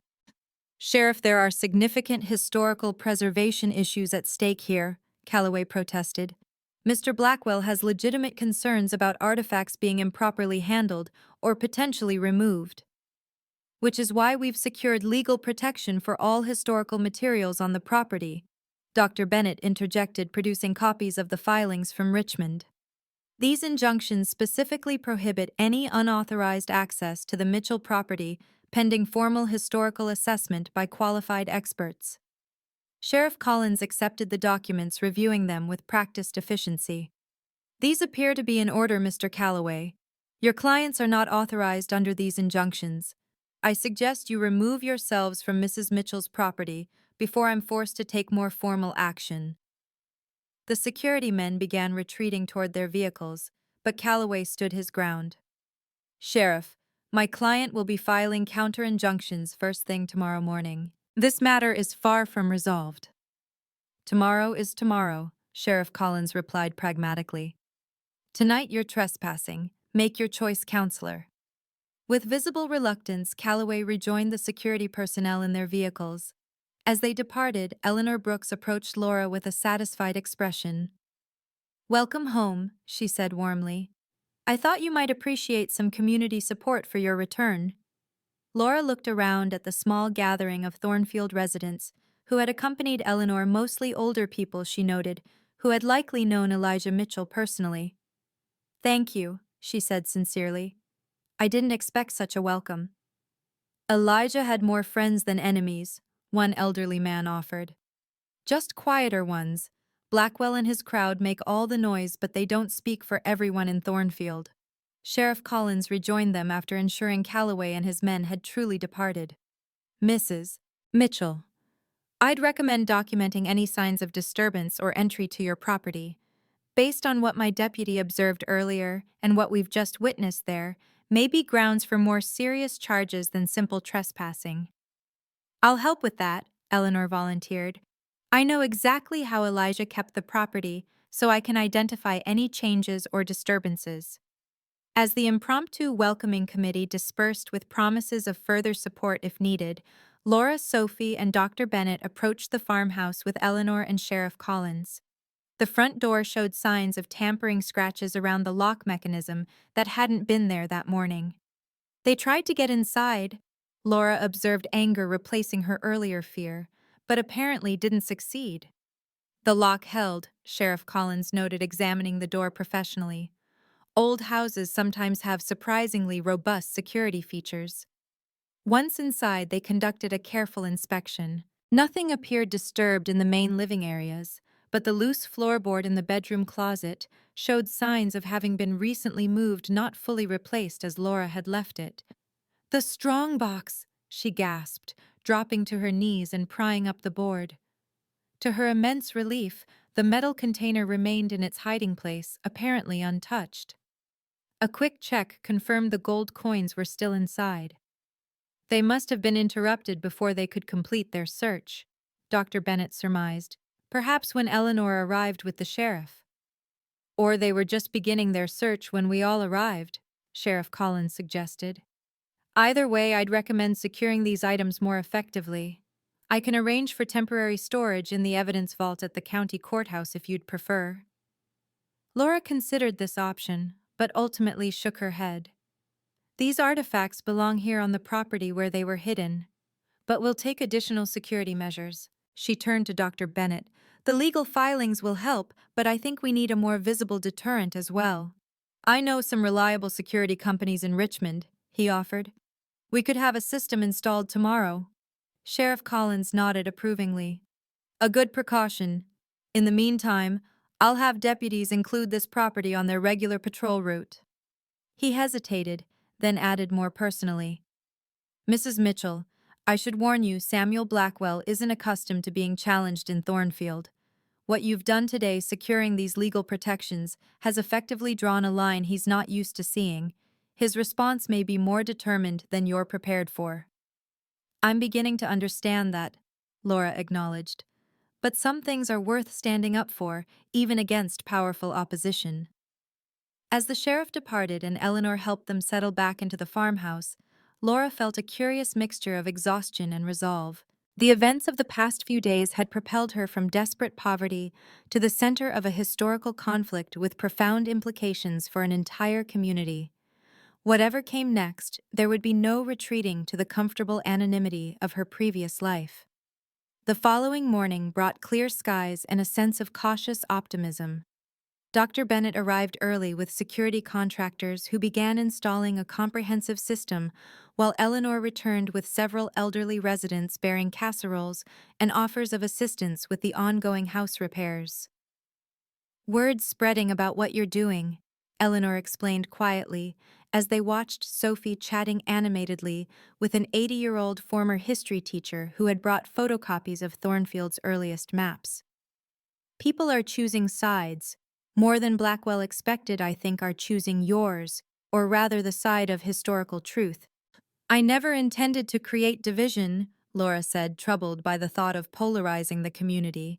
"The division was always there," Eleanor assured her, "between those who benefit from the official narrative and those who suspected there was more to the story.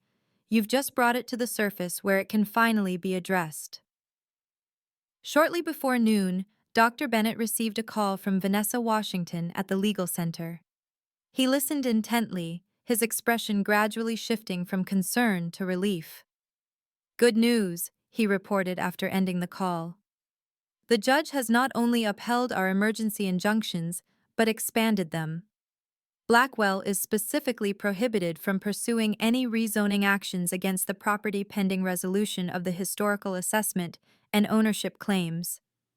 "He'll fight it," Laura predicted. "Of course," Dr. Bennett agreed. "But his options are narrowing. Legally, he's on increasingly thin ice." Eleanor's phone chimed with a text message. She read it, then looked up with a mixture of surprise and satisfaction. "And it seems the ice just cracked further.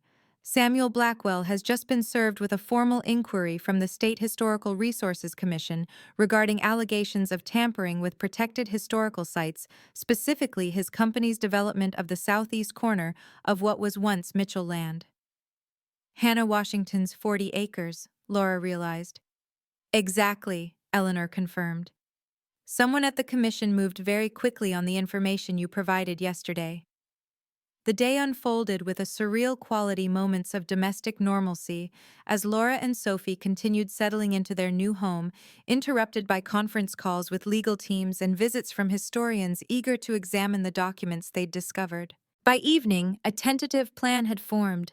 The gold and most significant artifacts would be professionally documented and then secured in a purpose-built display at the Historical Society under 24-hour surveillance, while the legal team pursued two parallel tracks challenging the Blackwell family's claim to Hannah Washington's land and establishing a historical easement on the Mitchell property to prevent future development. As twilight approached, Walter Edwards arrived in his ancient truck bearing tools and supplies for roof repairs. "Thought you might want to start fixing that leak in the upstairs bedroom," he offered. "Weather report says rain coming by weekend." Laura accepted, gratefully touched by the old man's practical kindness. As they worked together, Walter shared stories of Elijah and the Mitchell place from decades past, how the property had once been the site of community gatherings, how Elijah had quietly assisted several Black families in the area with college scholarships, his funds always accompanied by the explanation that he was settling an old family debt. "He never said outright what that debt was," Walter explained as they secured a section of damaged roof. "But those who knew him understood he was making amends for something in the family history." Their work was interrupted by the sound of approaching vehicles, multiple engines moving faster than typical visitors. Laura and Walter descended from the roof to find 3 police cruisers pulling into the driveway, lights flashing, but sirens silent. From the lead vehicle emerged Deputy Collins, the sheriff's nephew, whom Laura had met briefly in town, followed by 4 officers. Behind them, a black SUV stopped and Samuel Blackwell stepped out, his expression a mixture of triumph and contained fury. Dr. Bennett, who had been reviewing documents with Sophie in the parlor, joined Laura on the porch. "What's happening?" he asked the deputy, though his gaze remained fixed on Blackwell.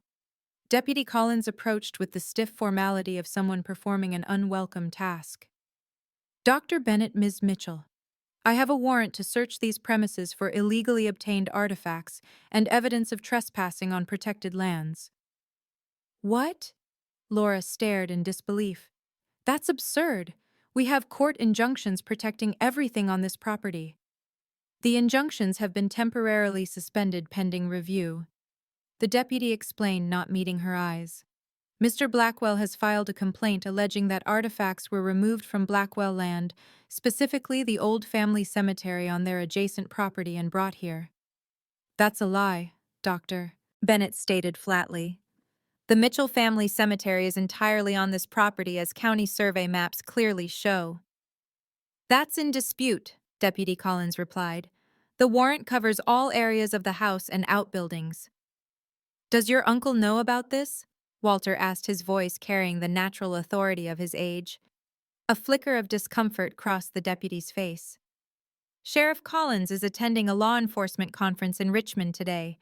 I'm the acting sheriff until tomorrow." "How convenient," Eleanor remarked acidly, having arrived moments earlier. And how remarkable that a warrant could be obtained so quickly on a disputed property line that's been established for over a century. Blackwell stepped forward, no longer bothering to maintain his mask of civility. The law is clear, Ms. Winters. Historical artifacts must be properly preserved and documented. My family has documentation proving our ownership of the land where these items were illegally excavated. You have forged documents from 1868, Dr. Bennett countered, claiming Hannah Washington abandoned land that was legally deeded to her land your great-grandfather seized after she mysteriously disappeared. Unsubstantiated slander, Blackwell snapped. Deputy, please proceed with the search as authorized. Deputy Collins hesitated, clearly uncomfortable with the tension. Ms. Mitchell, I'd suggest cooperating. The warrant is valid regardless of the circumstances of its issuance. Laura felt a cold fury building within her. Fine, but I want every item cataloged before it leaves this property with representatives from the Historical Society present for the entire process. She turned to Eleanor. Can you call every board member? I want witnesses. Eleanor was already dialing. On it, and I'm calling the Richmond news station. They might be interested in how Thornfield's leading citizen conducts business when the sheriff is conveniently out of town. For the next 2 hours, a tense standoff unfolded. The deputies searched, methodically supervised at every step by Eleanor Walter and several hastily summoned Historical Society board members. Dr. Bennett documented everything with photographs and video, while Laura kept Sophie close, attempting to shield her daughter from the worst of the conflict. Eventually, the deputies discovered the strongbox beneath the floorboards. Deputy Collins supervised its removal to an evidence van following Laura's insistence on proper documentation. The journal deed and other papers were similarly catalogued and removed, each item's seizure contested verbally by Dr. Bennett, with formal objections that were dutifully noted in the record. Throughout the process, Blackwell maintained a cold satisfaction, watching as the physical evidence of his family's historical crimes was placed in official custody. This is for the best, he told Laura as the deputies prepared to depart. These items will be properly evaluated by qualified experts, not amateur historians with political agendas. You mean experts on your payroll? Laura challenged. This won't end the way you think, Mr. Blackwell. The truth doesn't disappear just because you've temporarily seized the evidence.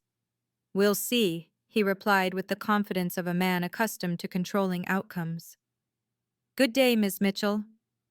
As the police vehicles and Blackwell's SUV departed, a heavy silence fell over the gathered supporters. Laura felt a momentary despair, all their discoveries, all the physical evidence of Hannah Washington's story, and Thomas Mitchell's attempted restitution, gone in an afternoon. What happens now? Sophie asked in a small voice, leaning against her mother's side. Before Laura could answer, the rumble of another approaching vehicle drew their attention.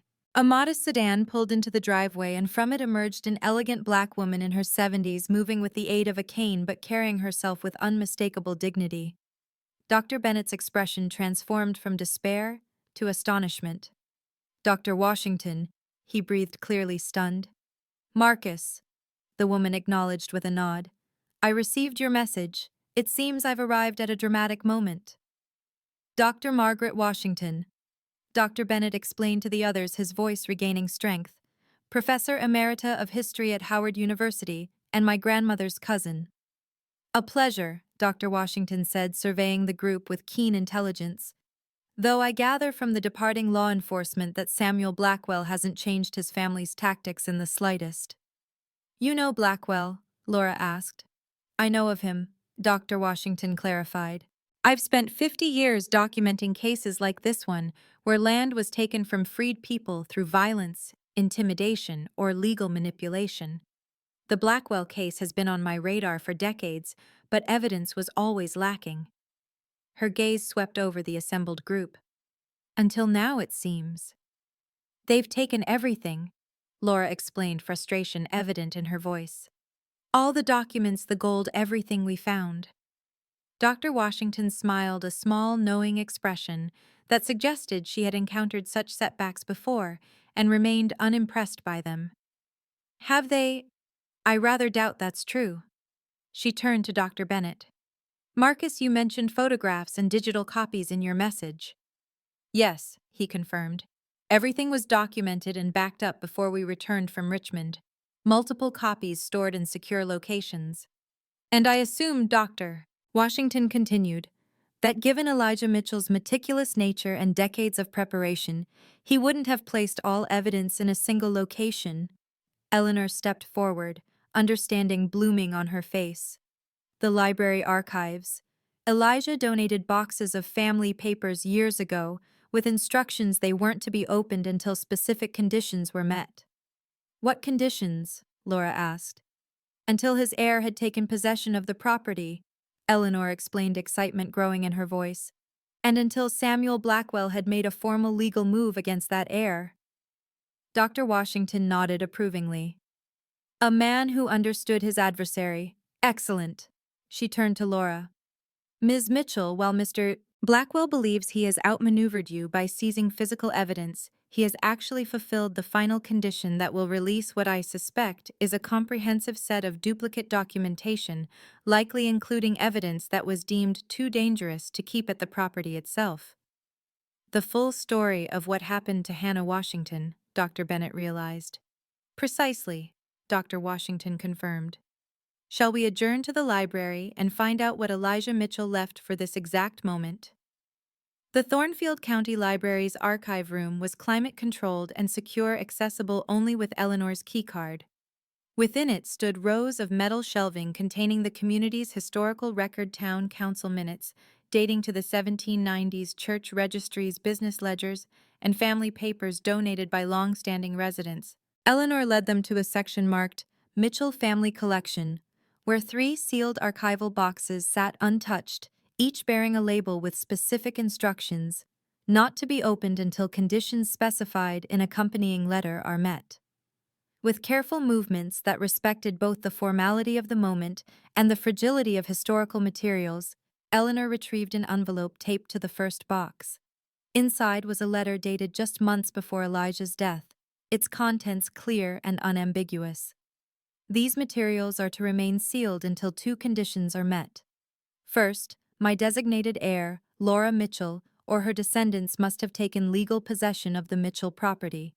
Second, Samuel Blackwell, or his representatives, must have taken formal legal action against said heir regarding historical artifacts or land claims. When both conditions are satisfied, the contents are to be made immediately available to my heir and to qualified historical researchers, particularly those representing the interests of Hannah Washington's descendants.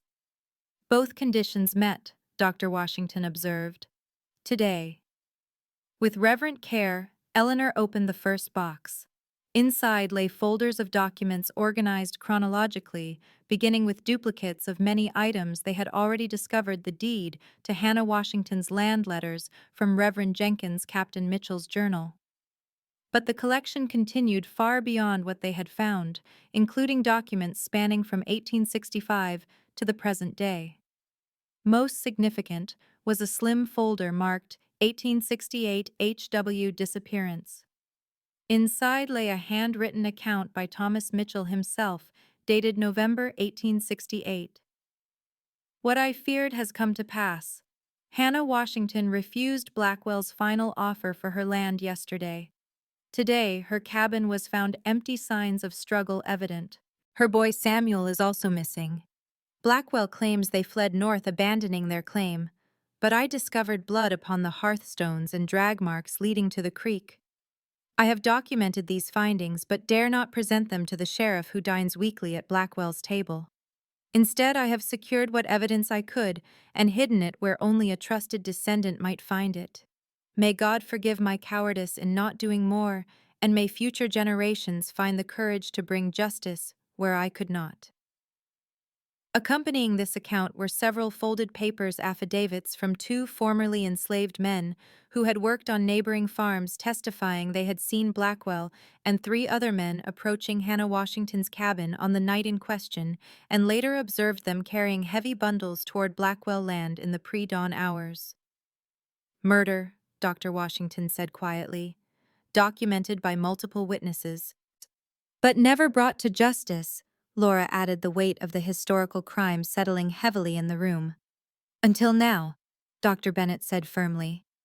The second box contained extensive research Elijah had conducted over decades, land surveys, showing the changing boundaries as Blackwell Properties expanded geological surveys of likely burial locations on former Blackwell land, genealogical research tracing Hannah Washington's family line forward to the present day, and correspondence with legal experts about the possibility of bringing historical claims. The third box held the most damning evidence of all, a complete parallel set of Blackwell family papers that Elijah had somehow obtained, business ledgers, private correspondence, and most crucially, an 1868 letter from Colonel James Blackwell to his son describing the permanent solution to the Washington problem and instructions to file paperwork claiming abandonment of the property. "This is extraordinary, Doctor," Washington breathed, examining the documents with a historian's practiced eye. A complete documented case of murder and land theft preserved across generations. She looked up at Laura. "Your great-uncle spent his life building this case, waiting for the right moment and the right heir to bring it forward." "But will it be enough?" Laura asked. "Blackwell has connections, influence. He got a warrant in hours when it should have taken days." "It will be enough," Dr. Washington stated with quiet certainty. "Because we're not just filing this in local court. My colleagues at the Justice Department's Civil Rights Division have been investigating historical land theft cases as part of a special initiative. This," she gestured to the assembled evidence, "is exactly what they need, a documented case with clear evidence of crimes against a freed person showing the direct connection to wealth and land still held by the perpetrator's family." "And the gold?" Sophie asked, her voice small but determined in the academic atmosphere. Dr. Washington smiled at the child.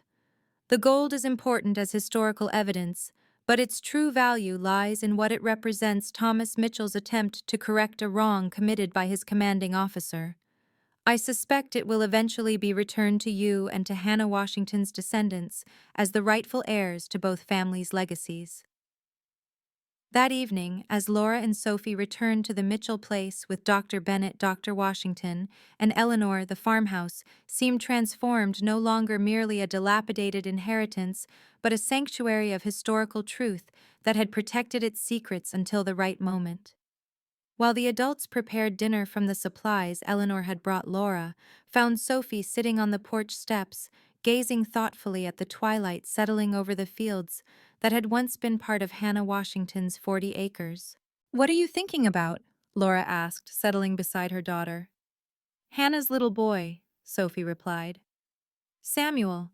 He was younger than me when they disappeared. He never got to grow up." Laura nodded, putting an arm around Sophie's shoulders.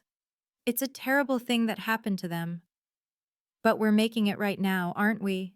Sophie looked up at her mother. "Not completely, because nothing can bring them back, but we're telling their story so people will know the truth." "Yes," Laura agreed, her throat tight with emotion. "That's exactly what we're doing." The following morning brought a flurry of activity. Dr. Washington's contacts at the Justice Department moved with surprising speed, dispatching federal agents to secure the evidence seized by Deputy Collins before it could be tampered with or misplaced. Sheriff Collins, returning from Richmond and furious at his nephew's actions in his absence, provided full cooperation with the federal authorities. By noon, news vans from Richmond had arrived in Thornfield, transforming the local story into regional headlines. "Historical land theft case uncovers murder of freed woman." "Civil War gold discovery leads to federal investigation." "Prominent Virginia family faces historical justice claim." Samuel Blackwell, accustomed to controlling local narratives, found himself confronting questions he couldn't dismiss and evidence he couldn't suppress.